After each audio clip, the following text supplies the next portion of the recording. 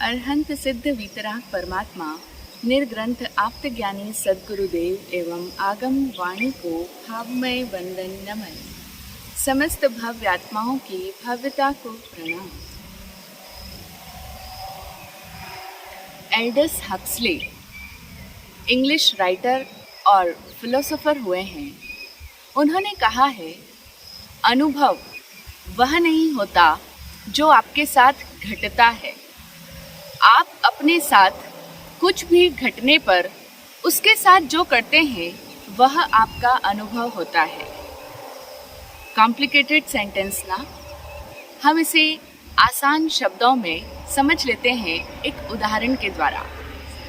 फर्ज करें, एक पति ने अपनी पत्नी से कहा, मैं शाम को 8 बजे तक घर लौट आऊँगा, लेकिन किसी कारणवश वह 8 बजे नहीं 9 बजे घर लौटता है।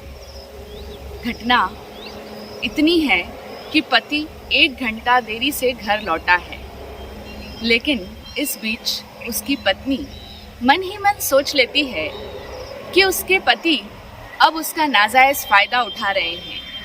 अब उनके मन में उसके लिए ज़रा भी इज्जत नहीं बची है। इतना ही नहीं, पत्नी का दिमाग यह सवाल भी खड़ा करता है कि इसकी जगह अगर बॉस के साथ मीटिंग होती तब भी क्या वे ऐसा ही करते। और पत्नी मन ही मन इस बात का निष्कर्ष इस रूप में निकाल देती है कि अब इनको ये बताने का वक्त आ गया है कि मैं कोई पायदान नहीं हूँ। ये रोज़ रोज़ का इस तरह से किया गया मेरे साथ का बिहेव अब नहीं चलेगा। और घटना केवल इतनी है कि पति 1 घंटा देरी से घर आया है, लेकिन इस घटना की, इस बात की व्याख्या पत्नी के मन ने इस रूप में कर ली कि अब उसके पति उसकी तरफ बिल्कुल भी ध्यान नहीं देते हैं और अब उसके पति को उसकी बिल्कुल भी परवाह नहीं है। हो सकता है कि वास्तविकता ऐसी नहीं हो, यह बिल्कुल भी आवश्यक नहीं है कि वास्तविकता ऐसी हो, लेकिन पत्नी के मन ने इसे ही हकीकत मान लिया है। पत्नी ने इसे वास्तविकता के रूप में स्वीकार लिया है। यही अर्थ है एल्डस हक्सले का जब वे अपने कोट में कहते हैं कि अनुभव वह नहीं होता जो आपके साथ घटता है, आप अपने साथ कुछ भी घटने पर उसके साथ जो करते हैं वह आपका अनुभव होता है। हम इसे एक रियल लाइफ एग्जाम्पल से समझते हैं। एक महिला है जिसका नाम है सुधा। वह अपनी 1.5 वर्ष की बेटी मनु को गोद में उठाए कमरे की बालकनी से अंदर कमरे में घुसते हुए बड़बड़ा रही थी। बदतमीजी की भी हद होती है, पता नहीं कोई शर्म लिहाज ही नहीं है इनमें। कमरे में पहले से मौजूद उसके पति मोहन ने जब सुधा का ये तमतमाया हुआ चेहरा देखा तो पूछ बैठा, अरे आज क्या हो गया भाई, और ये इतना गुस्सा किस बात पर हो रहा है। इस पर सुधा ने मुंह बनाते हुए कहा, अरे वो सामने वाली सोसाइटी में दूसरी मंजिल पर कोने वाला फ्लैट है ना, उसमें से एक बूढ़ा खुसट मुझे ही घूरता रहता है। सुधा ने मुंह बनाते हुए ये कहा और साथ ही मनु को बेड पर लिटा दिया। यह बात सुनकर मोहन उठा और कमरे के बाहर जाकर देखा तो उसे सामने वाली सोसाइटी में एक सफ़ेद दाढ़ी वाला बूढ़ा अपनी बालकनी में टहलता हुआ दिखा। लगता है कोई नया परिवार अभी हाल ही में यहाँ शिफ्ट हुआ है, कहते हुए मोहन पुनः कमरे के अंदर घुसा तो सुधा ने बताया, हाँ यही कोई 15-20 दिन हुए हैं आए को, पर मुझे तो उस बालकनी में सिवाय बूढ़े के कोई और कभी नहीं दिखाई दिया। जब देखो बस यही बूढ़ा कभी कुर्सी डालकर बैठा मिलेगा तो कभी टहलता हुआ, मगर नजरें हमेशा इधर हमारी बालकनी पर ही गड़ाए रखेगा बूढ़ा खुसट। सुधा अभी भी लगातार बड़बड़ाए जा रही थी। इसे अपने सफ़ेद बालों का, अपनी उम्र का कुछ ज़रा भी लिहाज ही नहीं है। मोहन सुधा को शांत करने की कोशिश करते हुए कहने लगा, अरे इन फ्लैट्स में बूढ़े बेचारे करे भी क्या, बस ऊपर टंगे रहते हैं और तो इनके पास कुछ होता नहीं है, बस ज़रा बालकनी में टहल लिया या फिर बैठकर धूप सेक ली। इस पर सुधा शांत होने की बजाय और ज़्यादा बिगड़ गई और कहने लगी कि अच्छा इनके पास कुछ करने को नहीं होता तो इसका मतलब ये तो नहीं कि इधर हमारी बालकनी में ही हमेशा अपनी नजरें गड़ाए बैठे रहे। मोहन ने फिर से उसे समझाते हुए कहा कि तुम बेकार ही बेचारे पर इतना गुस्सा हो रही हो। इस पर सुधा ने कहा, अच्छा बेचारा, मैं अकेली या मनु को लेकर जब भी बालकनी में जाती हूँ तो इसकी नजरें हमेशा इधर ही क्यों गड़ी रहती है। और तो और, कहते कहते सुधा रुक गई। और क्या सुधा? मोहन ने उत्सुकता से पूछा तो सुधा ने कहा, मत पूछो, कल शाम तो इस बूढ़े ने हद ही कर दी। कल मैं जब मनु को लेकर बालकनी में थी तो ये बूढ़ा मोबाइल फोन लेकर खड़ा था, और सच पूछो तो मुझे लगता है कि इसने चुपके से हमारी फोटो भी ली है। क्या? इसने तुम्हारी फोटो ली है? ये बात तुमने मुझे कल ही क्यों नहीं बता दी सुधा? मोहन को भी यह बात सुनकर उस बूढ़े की इस हरकत पर अब गुस्सा हो आया था। सो मोहन ने कहा कि तुमने ये बात मुझे कल ही बता देनी चाहिए थी। खैर ठहरो, मैं अभी जाता हूँ और लेता हूँ उस बूढ़े की क्लास। इस पर सुधा ने कहा, रुकिए, मैं भी आपके साथ चलती हूँ। उस बूढ़े की ऐसी अकल ठिकाने लगाऊंगी कि हमेशा याद रखेगा, यहाँ वहाँ इधर उधर ताकना झांकना हमेशा के लिए भूल जाएगा। यह कहकर वे लोग नीचे उतरने को हुए कि तभी उनकी काम वाली बाई रमा वहाँ पर आ पहुंची। इसे देखकर सुधा ने कहा, अच्छा हुआ रमा तू आ गई, जरा मनु का ख्याल रखना, हम अभी आते हैं। कहकर वे दोनों तेजी से नीचे उतरे और गुस्से में दंदनाते हुए सामने वाले फ्लैट में उस बूढ़े के घर की सीढ़ियां चढ़ गए। डोरबेल बजाने पर दरवाजा उस बूढ़े ने ही खोला। उन दोनों को देखते ही बूढ़े के चेहरे पर मुस्कान तैर गई। उसने स्वागत सा करते हुए कहा, अरे आप आइए आइए, अंदर आ जाइए। मोहन और सुधा अंदर कमरे में आ गए। कमरे में नाम मात्र का उजाला था, जिसमें उन्होंने देखा कि दीवार से सटा एक दीवान है जिस पर कोई लेटा हुआ है, और उस दीवान के आसपास 2-3 कुर्सियां भी रखी है।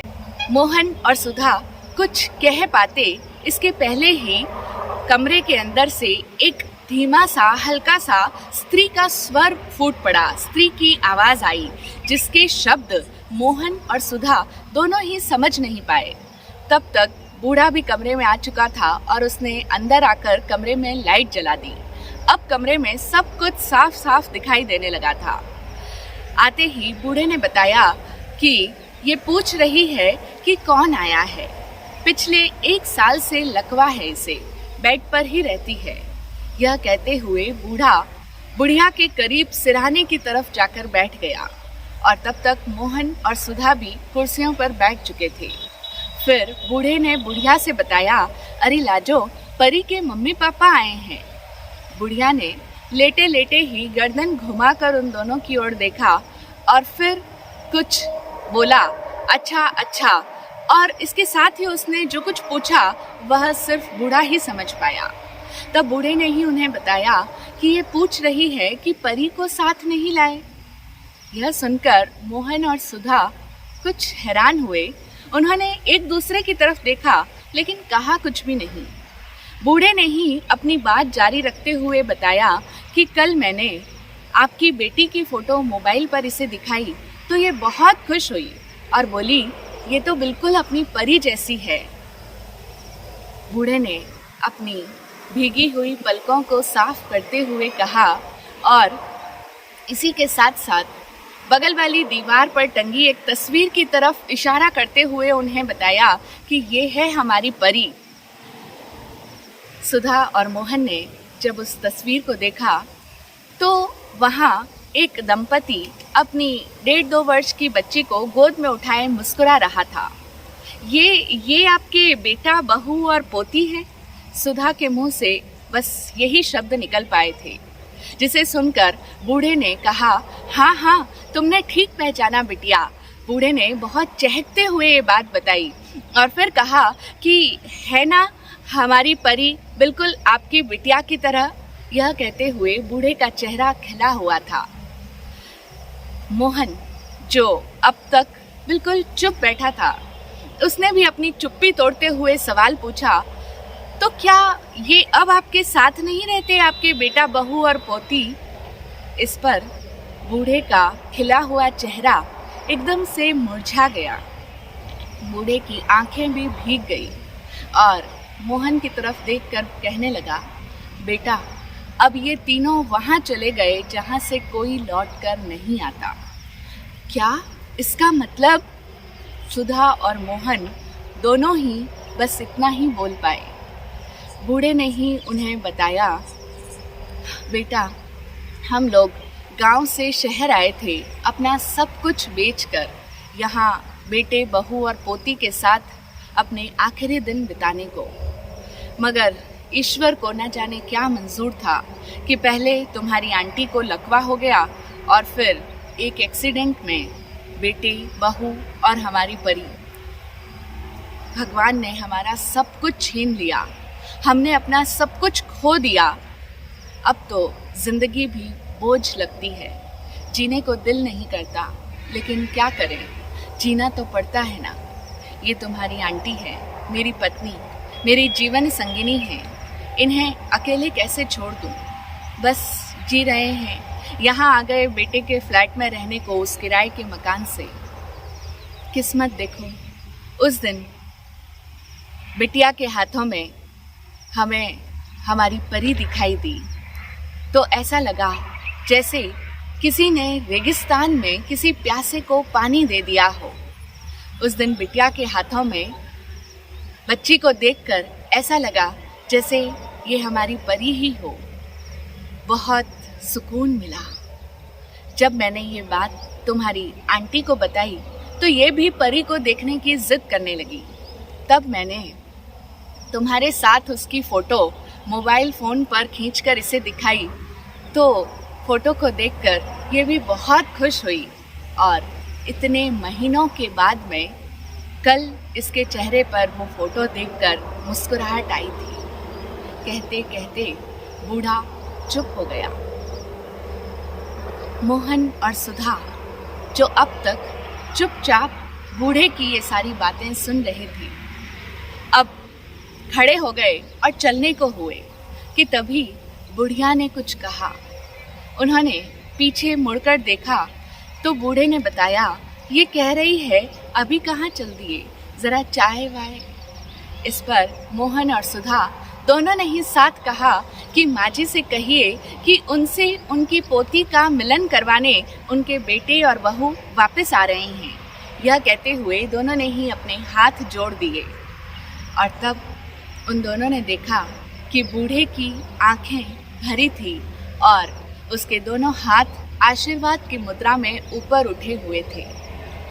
यह उदाहरण सुनकर अब हम ये समझ चुके होंगे कि किसी घटना में हमारे साथ क्या होता है यह मायने नहीं रखता। यह महत्वपूर्ण नहीं है कि किसी घटना में हमारे साथ क्या होता है, बल्कि महत्वपूर्ण यह है कि हम किसी घटना को किस रूप में लेते हैं। हम किसी भी घटना को जिस रूप में लेते हैं, जिस रूप में समझते हैं और उसकी व्याख्या करते हैं, वही हमारा अनुभव बन जाता है। इसीलिए एक ही घटना अलग अलग लोगों के लिए अलग अलग मायने रखती है, जो कि इस बात पर निर्भर करता है कि वे उसे किस रूप में जानेंगे, समझेंगे और उसकी व्याख्या करेंगे। साउथ अफ्रीका के एक रेलवे स्टेशन पर मोहनदास करमचंद गांधी जी को रेल से बाहर धकेल दिया गया। गांधी जी स्वयं के साथ हुए इस अपमान से दुखी हो सकते थे, अवसादग्रस्त भी हो सकते थे, डिप्रेशन में जा सकते थे, लेकिन उन्होंने इस घटना को, स्वयं को गाड़ी से धक्के देकर के बाहर निकाल दिया जाना, इस घटना को उन्होंने जिस रूप में लिया, जिस रूप में समझा और उसकी व्याख्या की, वह न केवल उनके लिए बल्कि एक महान राष्ट्र के लिए एक क्रांतिकारी परिवर्तन बन गया। समस्या से कहीं अधिक समस्या के लिए हमारी प्रतिक्रिया हमें कष्ट देती है और संकट से कहीं अधिक संकट का भय हमारे लिए कष्ट का कारण बनता है। हमें ये बात बिल्कुल अच्छी तरह से समझ लेनी चाहिए और अपने ज़हन में बिठा लेनी चाहिए कि लाइफ में जो भी प्रॉब्लम्स आती है, वो प्रॉब्लम्स हमें उतनी तकलीफ नहीं देती जितने कि उन प्रॉब्लम्स के प्रति किया गया हमारा रिएक्शन। हम कोई भी समस्या आने पर जो हाय तौबा मचाते हैं, जो उठापटक करते हैं, जो चीखते चिल्लाते हैं, बस वही हमारे लिए तकलीफ का, कष्ट का सबब बनता है।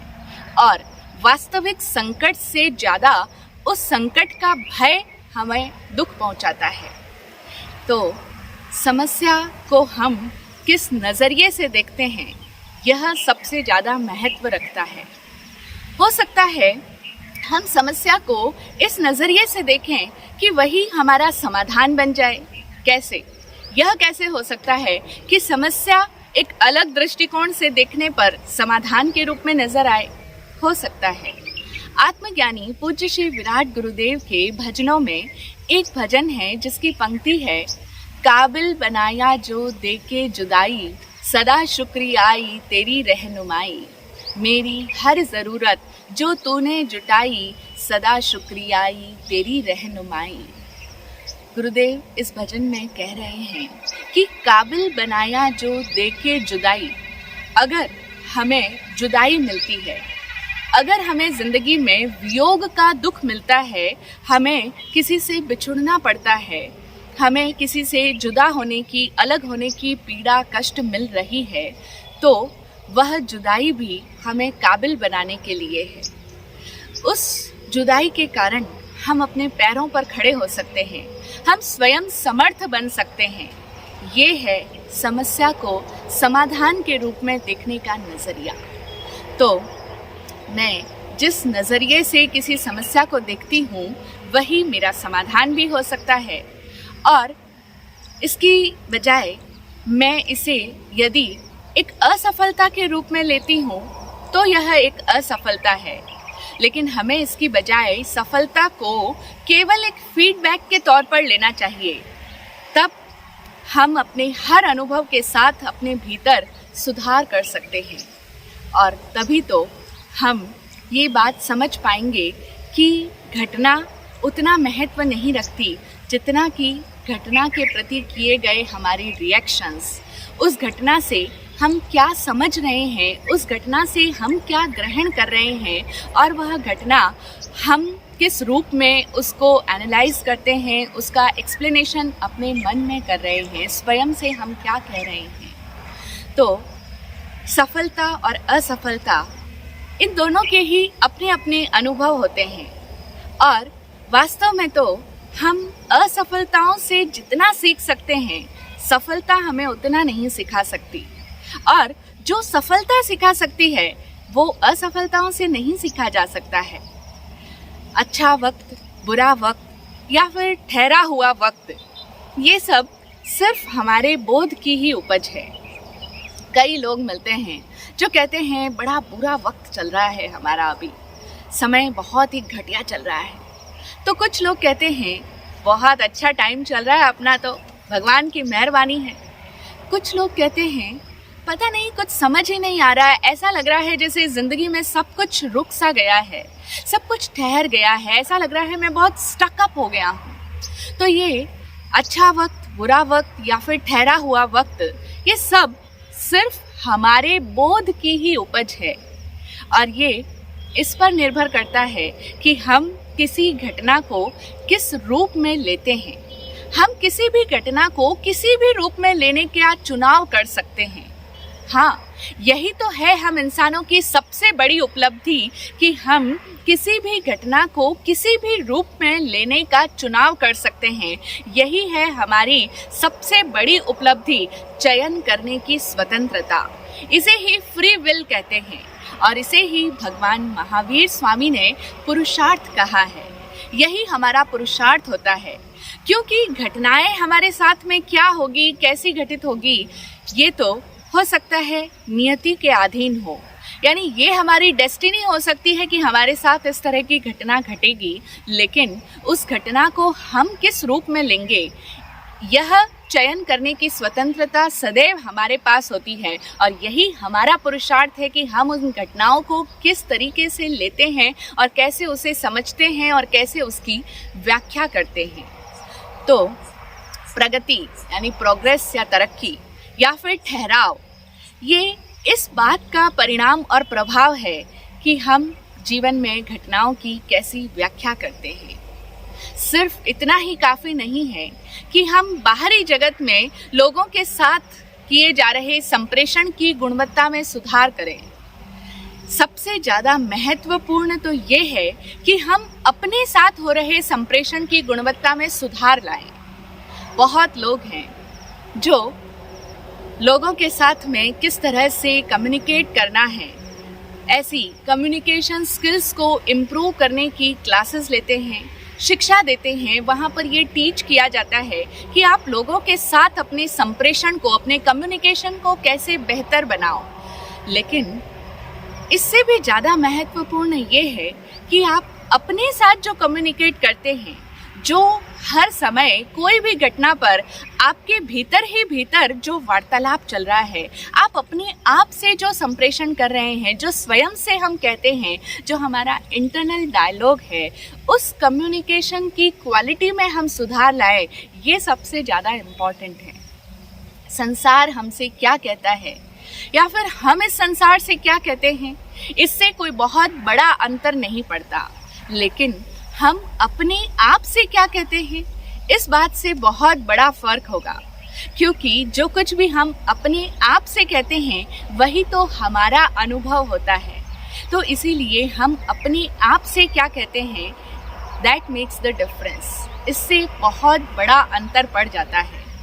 हमारे साथ जीवन में जो कुछ भी होता है उस पर हमारा नियंत्रण नहीं है, लेकिन हमारे साथ जो हो रहा है उन घटनाओं को हम किस रूप में लेंगे, यह पूरी तरह से हमारे नियंत्रण में होता है। और इसे नियंत्रित करने के साथ ही हम अपने पूरे जीवन को नियंत्रित कर सकते हैं। तो अगर हम अपने जीवन में सब कुछ बदलना चाहते हैं तो हमें अपने दिमाग में चल रही व्याख्याओं को बदलना होगा। हाँ, हम अपनी व्याख्याओं को बदले, अपने अनुभवों को, अपनी व्याख्याओं को, अपनी समझ को और अपने मन में हम जिस रूप में इन सभी घटनाओं को, इन सभी लोगों को लेते हैं, उनको सही बनाएं और सम्यक पुरुषार्थ जगाएं। यही शुभ भावना। जय हो, जय हो, जय हो।